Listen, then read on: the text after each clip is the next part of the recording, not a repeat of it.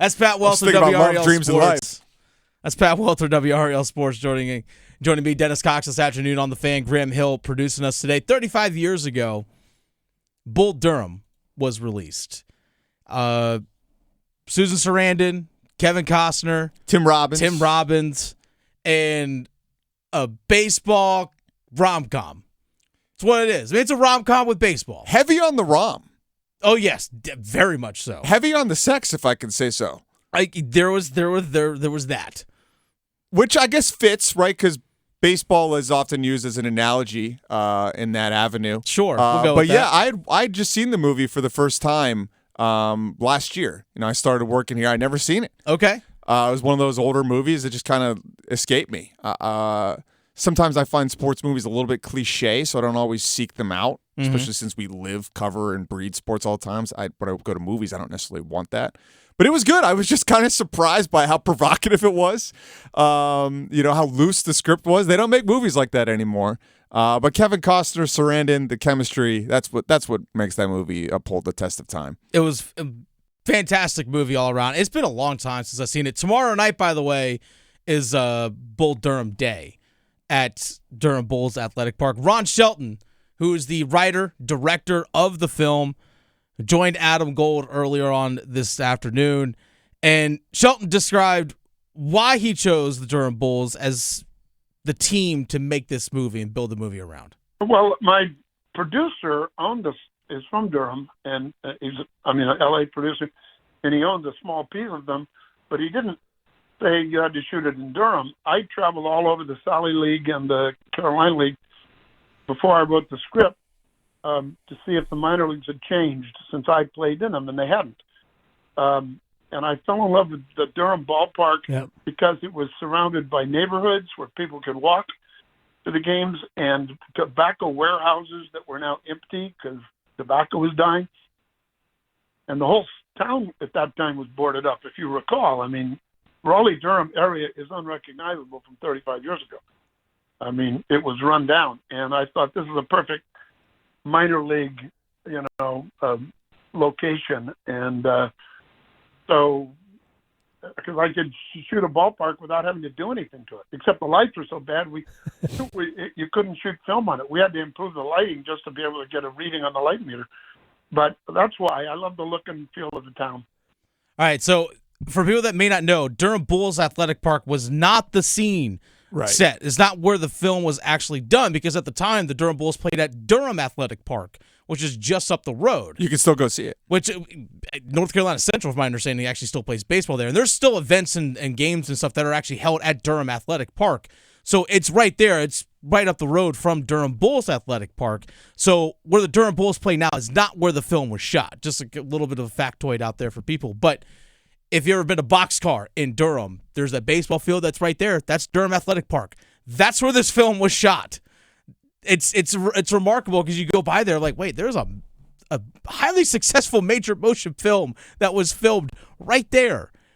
And he is right in terms of just how Durham and just this entire area is completely different than it was 35 years ago in a good way. I don't think they would choose to shoot it here now. Like, it wouldn't catch the same vibe, right? Probably wouldn't. Not that there's anything wrong with the downtown Durham and the Durham Bulls Athletic Park, but it doesn't have that same vibe that the director was going for here. And it reminds me of some of the smaller ballparks I've been in as I've been going up in media. Like, I used to work in Johnstown, Pennsylvania, which is about an hour and a half from Pittsburgh, and they would have like a summer league of college players come and play in this little ballpark in this rundown steel town, Johnstown. Yeah. And there's just a romance to it.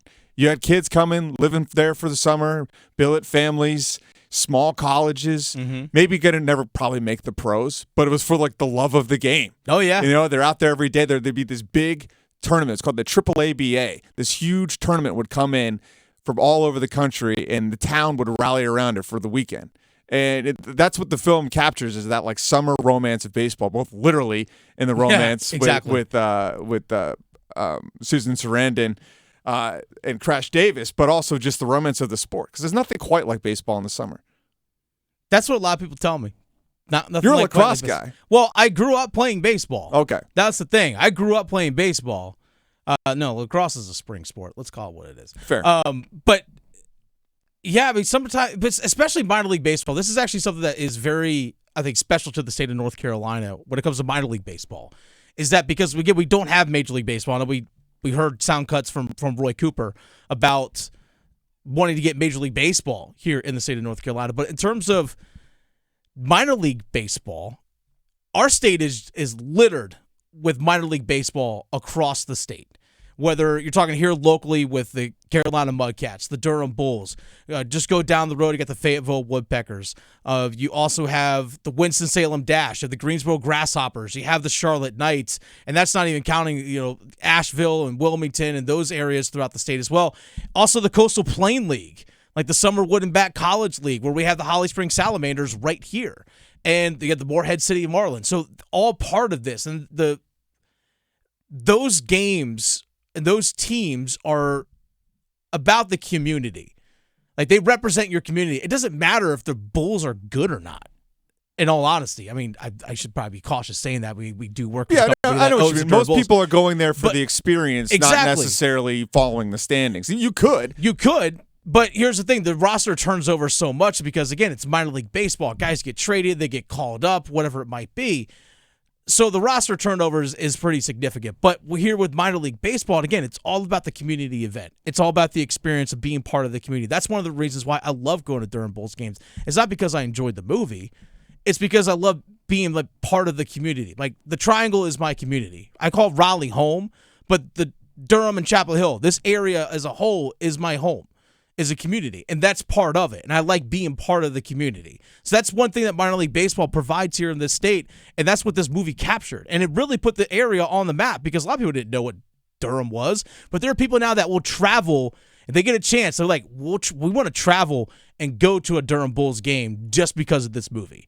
That still happens. Actually, my best friend's dad, who's a massive baseball fan, grew up in Southern California. He's like, man, I still want to actually make it down there to Durham for just to catch a Durham Bulls game. Just because it's the Durham Bulls, because of the movie. That's it. It just makes you feel so nostalgic. Like, Kevin Costner is sports movies. Oh, yeah. You know what I mean? Tin Cup, Tin Field Cup, of Dreams, Bull Durham. For love of the game. Love of the game. I mean, this guy sold it because he was it. Yeah. He could play. He did play, and he would play in these movies. It wasn't like, Tom Cruise getting a stunt double to throw the first pitch type thing. Yeah. And he really sells it, and it captures a great kind of realistic storyline. And here's a guy still trying to make it, still chasing the dream. He gets sent back down to mentor the young upstart pitcher, and obviously then they throw a vice in the wrench with Susan Sarandon playing a love triangle with both of them. But I think everybody at the end of the movie gets what they want. But yeah, I just covering minor league baseball too. Like, it's different. Like, they're kids. A lot of these guys. Like, I was at the Carolina Mudcats opening day and the media day, and just struck by just how young a lot of these guys are. They're just having the time of their life with their boys, playing baseball, having fun, making a little bit of money, and hopefully keeping that dream alive to make it someday. Ron Shelton was asked about how surprised he was about the success of the movie Bull Durham. Well, as you know, a year ago, a book came out about all this called The Church of Baseball, and I thought we were making a good movie, but the studio hated it, and we didn't know it would be well received until it opened in theaters, and the reviews were great, and the people were going in droves, and up until then, I thought I would never work again, and I thought, well, if they don't like this, they don't want to work with me because this is what I do. And so it was a relief when it was a hit, and the reviews were so good and got Oscar nomination and all that. The longevity is just kind of thrilling because you don't expect it. You're just trying to survive long enough to make your next movie, and the fact that it's now referenced as a classic and we're still talking about it 35 years later is pretty thrilling. That's something I didn't really think about. It's just how long-standing the movie is in terms of being a success. How people can still, I was 2 years old when the movie came out, but I can still enjoy it at this age now.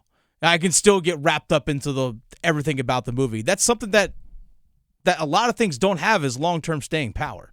Baseball just works well for sports movies. Oh yeah, I think it's an easy one to do. probably the best recent sports movie to come out in the last, I don't know, at least post 2000s is Moneyball.